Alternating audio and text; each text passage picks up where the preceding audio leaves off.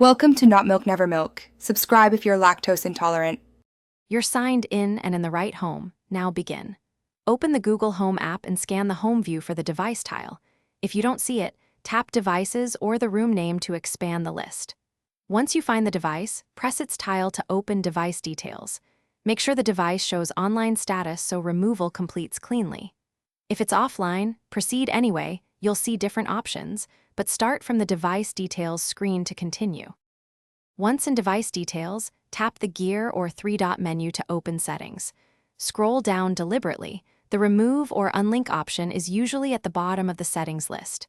Select remove or unlink and read the confirmation dialog.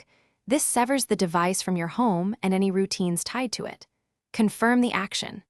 After confirmation, the app processes the removal. This may take a few seconds. Make sure you see a success message. After removal, check every room and the full device list to confirm the item is gone. If you plan to give away or reuse the device, perform a factory reset following the manufacturer's button sequence.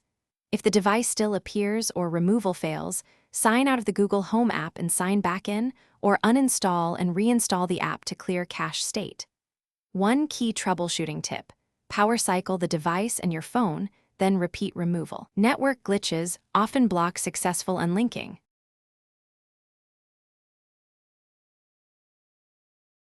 Thanks for watching. If this was helpful, leave a like and consider subscribing. See you next time.